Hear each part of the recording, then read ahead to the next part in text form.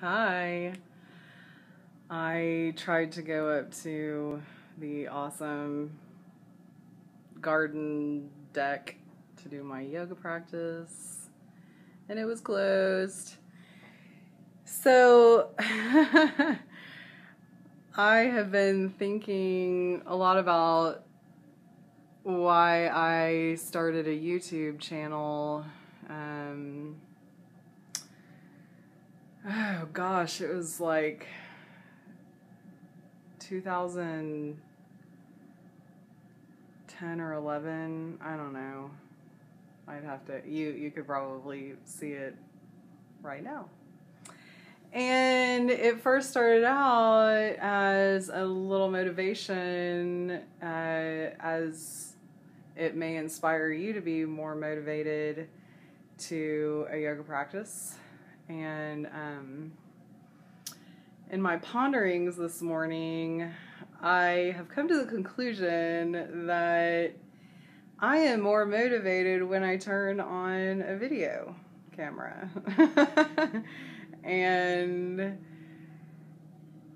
so what started out as motivation for others, it has totally sparked internal motivation for myself. And I'm sure some of you may recognize over the course of your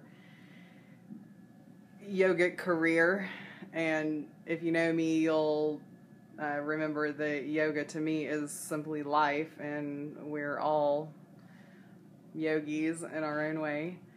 So whatever it is for you, Aikido, tennis, rock climbing, driving, horseback riding, whatever it is,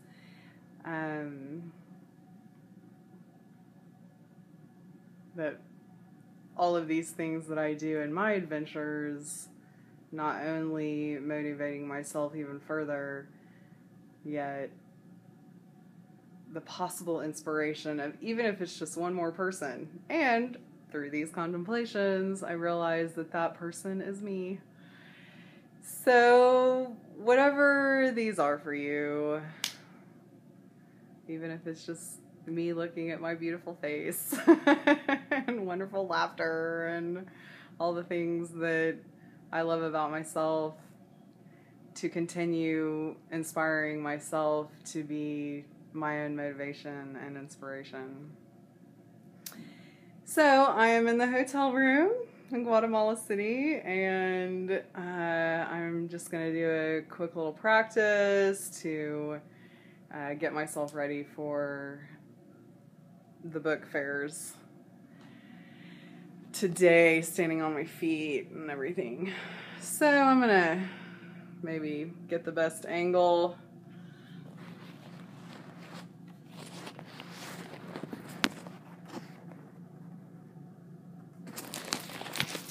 Bear with me.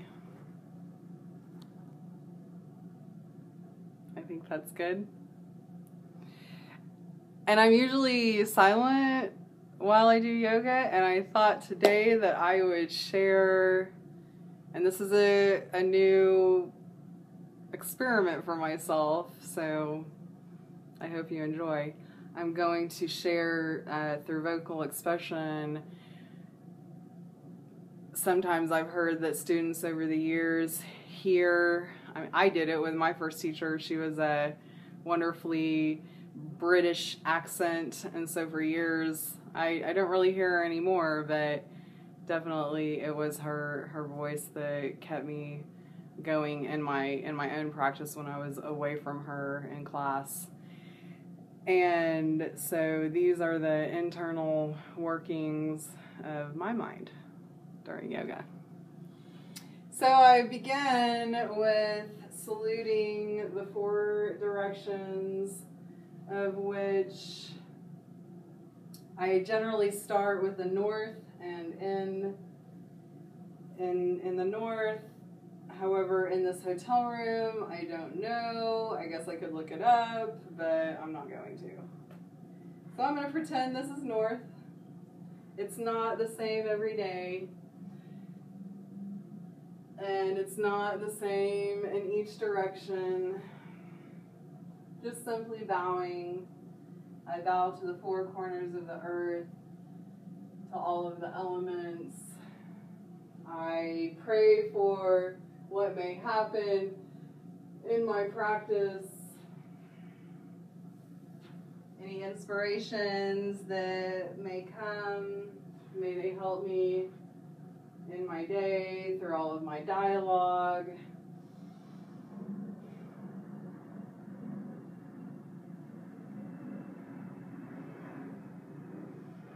And of course, this is where I begin to, if I haven't already, and continued throughout my life, my long, lengthened breaths.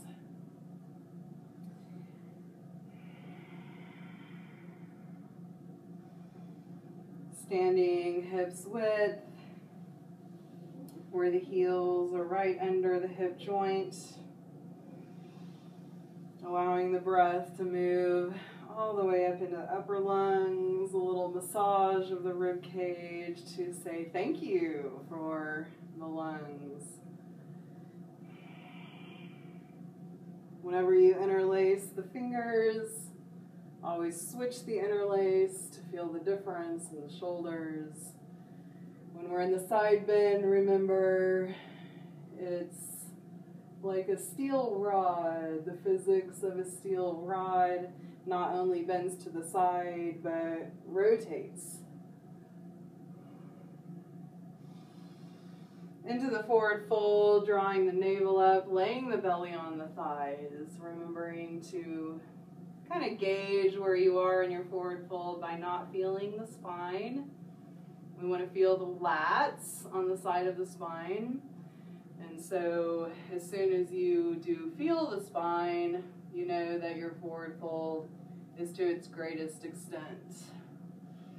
Always in your forward folds, be careful of your hamstrings by really getting a good hug of the thighs around the bone. Upper thigh activation, pick up the toes, spread them wide, keep them lifted. And into your fire of the thunderbolt. The weight moves to the heels. If you want to go even further, arms out like zombie walking. And be here as you warm up and contemplate all of the gratitude that you have for yourself, your relationship with the universe, and everything.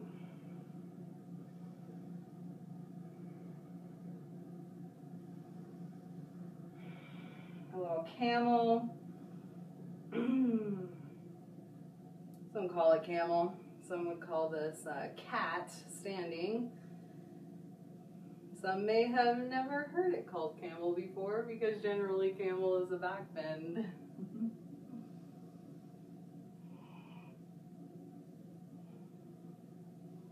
Always remembering to loosen the neck. Making sure you remember that the loosened muscles of the neck allows the blood flow to the brain to bring that oxygen more fervently to the brain. Feet together, big toes touch, heels apart. Right foot steps back. First, the feet go parallel, not turning off the back foot. Lay over the front thigh.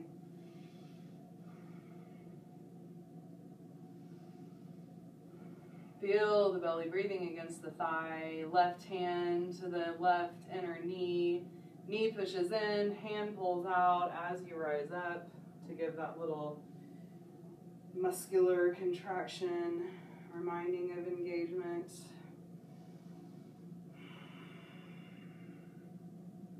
Feeling the back, right calf elongate. Moving into warrior two as you turn out the back heel and walk it down, making sure second toe, heel, knee, hip, all in one line, opening the right hip. Laying over for carpenter's angle. Sweeping the right arm by the right ear. We'll take it into half moon. Look down in front of the toes. Lay over the left thigh, reach out the left arm, and with grace and balance on the exhale, the right leg goes up as the left leg lengthens. Looking down helps for balance. And then once you have everything sturdy and stable, begin your full rotation as you look up and extend the right arm and lengthen. Imagine you're pushing your right foot against the wall behind you. Arms like mountain pose. No grippy toes. All the way down. Aprilhelen. Let's give it for a bind. Taking the arms under to interlace. Reaching the hands towards the right foot.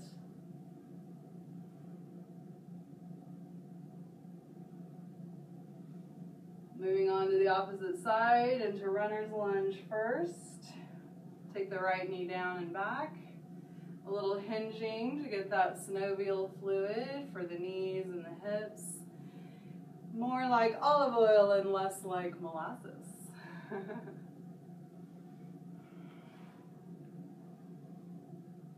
Uttanasana again. Left foot back, parallel feet for a moment. Bend over the front knee, lay over the front thigh. Feel the breath of the belly breathing against the thigh. Pick up the toes, spread them wide, set them down. On your rise up, right hand into inner right knee. Right hand pulls out, right knee pulls into the midline as you inhale, rise.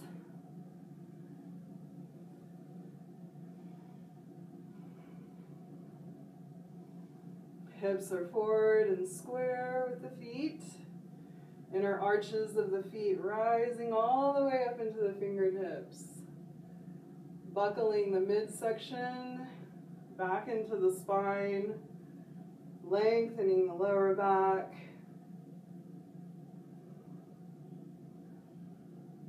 Virabhadrasana 2 as the back foot goes back a little bit more. Turning out the back heel. Second toe, heel, knee, hip, right leg in alignment.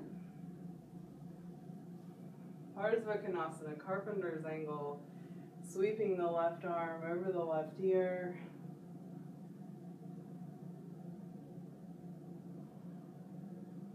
Ardha Chandrasana. Looking down, extend the right arm forward. On the exhale with your eyes looking at the floor, the hand in front. The back leg steps up. Once you get your balance, the head and torso begin to rotate, extending the left arm up. Hug all of the muscles into the bone as you feel and reach the bones in all directions. Imagine that 3D experience of your body and your mind and your heart and your energy.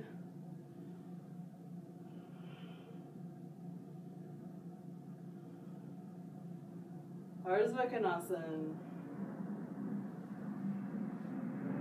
Take it for a bind. Right arm under right leg. Reach the hands towards the feet.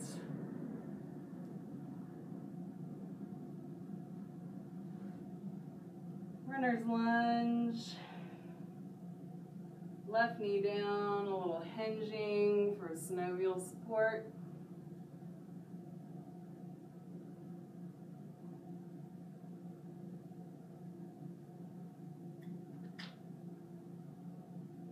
Uttanasana.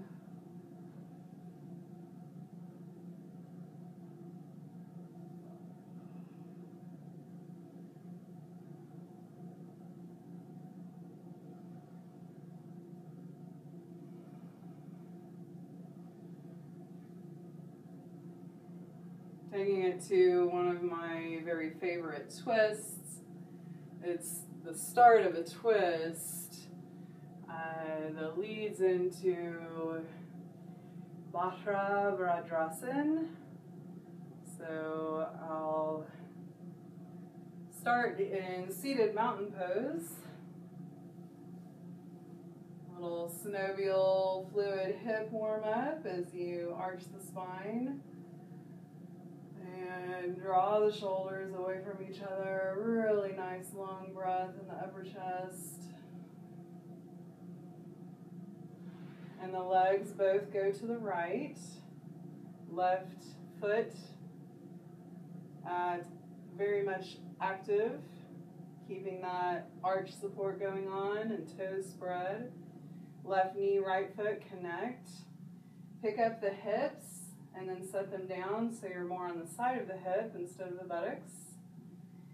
And the left hand, palm down, thumb away under the right knee. And as you twist, you can shift the hips to where you're more on the top of the thigh, top of the hip. And the right arm extends to the side. You're looking down and peering with the nose at the hip joint, so your spine is in one line. The left shoulder reaches towards the left ear as the right shoulder reaches away from the right ear. And then as your twist is taking your spine to the right, your head looks over the left shoulder for an opposite cervical spine twist. One day your spine is parallel to the earth.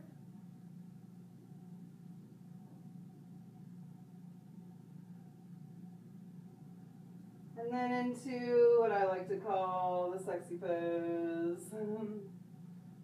Both shoulders broad as the left arm is gentle over the left hip for a few breaths to let the liquids in the body unwind before you move back into your center to go to the opposite side. You could add in a little pigeon here by picking up the hips, setting them down, get more on the buttocks instead of the side of the hip, and lay over that right thigh. Then you could lay over the shin, and then you could lay over the left knee, or simply return to center to move to the opposite side.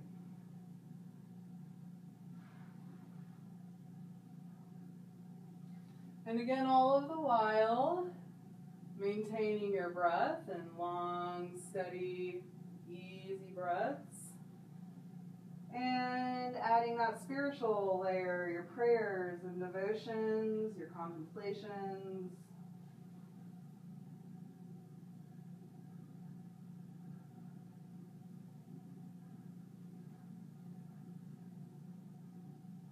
Remember, twists are wonderful for digestion, your solar plexus region, the region of fire and risk-taking and adventure.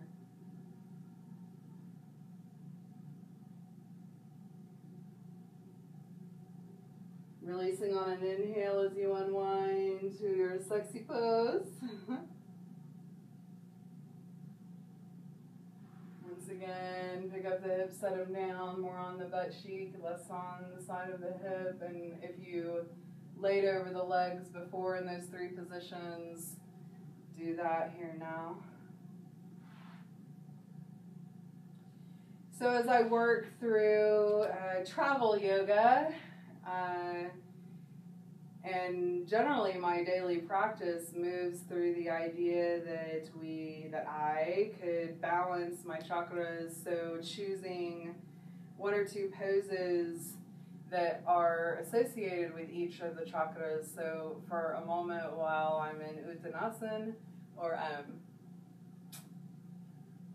Dandasana, pardon me, I'll remind you of what those are. So the Muladhara, the root, we have seated and standing poses. The Svadhisthana, the sexual organ region, we have forward folds. The solar plexus, the Manipura, we have twists. And the heart, we do back bends. The throat, we do arm balances. You skip the third eye and move to the forehead. Excuse me. You move, how to explain this? From your arm balances, you skip the third eye of shoulder stands because shoulder stands need to come after the crown of headstands. So we've worked our way up to, we've done some back bends, but I'm going to go ahead and do another one.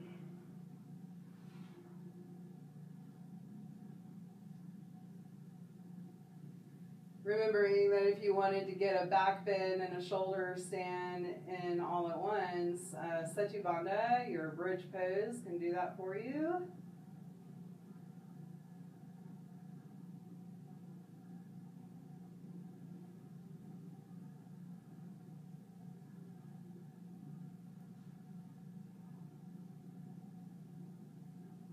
And I'm going to move on to Urdhva Dhanurasana for a moment.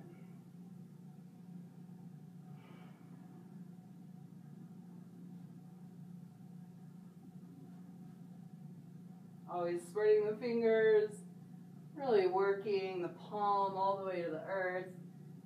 The chest pumps through the arms. Easy breath. Once you know your breath is malfunctioning, you know that you're spending too much time and energy in a place where you're not ready to grow yet.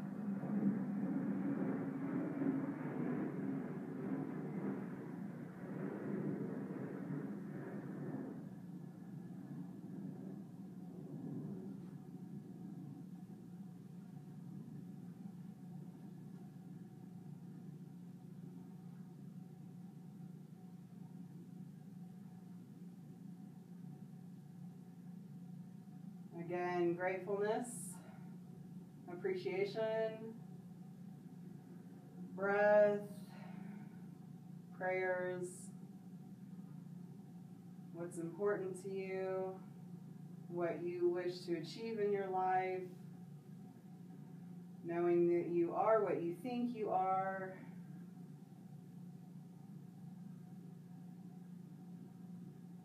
Shoulder stands after headstands. Making my way to headstand.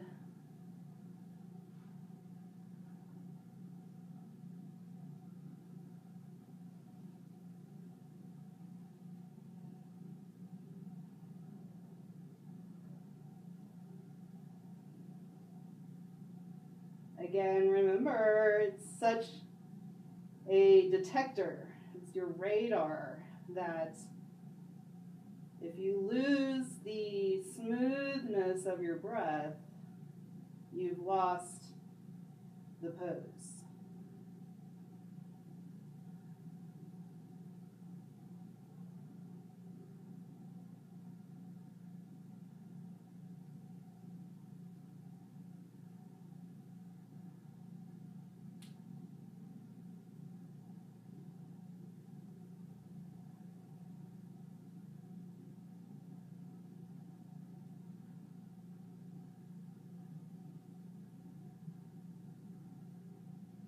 And as always, never to pick up the head too quickly after a headstand. My favorite, most thoughtful, most therapeutic, before even lifting the head, the knees down, interlace the hands behind the head. Put a little pressure of the head into the hands. As you drop back into your child's pose, still a little resistance, maybe a little nod, yes and no, left to right.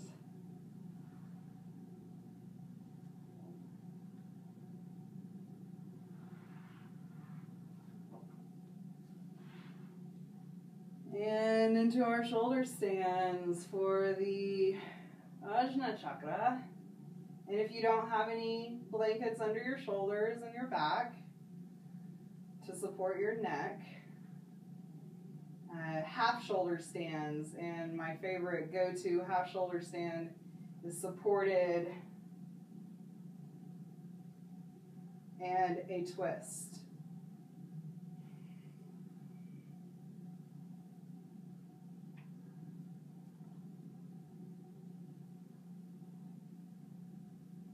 One hand under the sacrum as the legs are held by that hand. Again, long breaths, knowing what your inversions are good for, remembering that we're upright creatures, spend most of our life up, seated, or laying down. So I've come to realize that inversions are the key to longevity.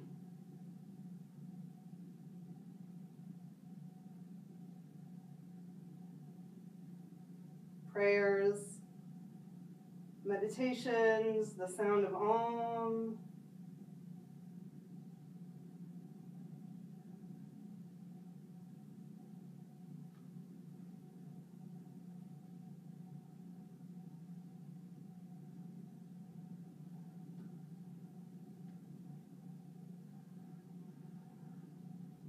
And I generally end with legs up, whether it be a couch or a bed or the wall.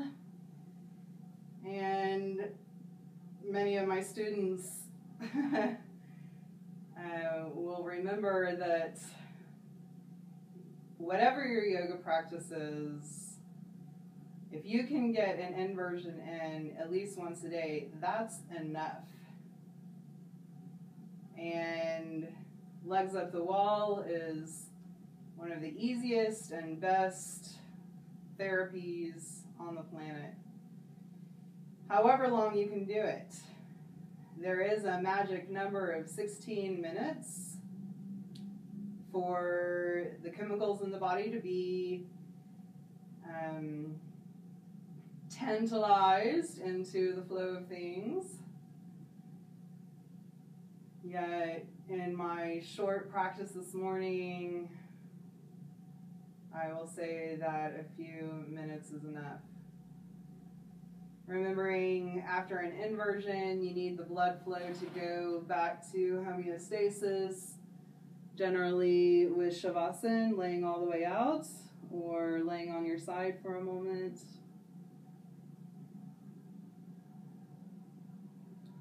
Remembering to get up very gently.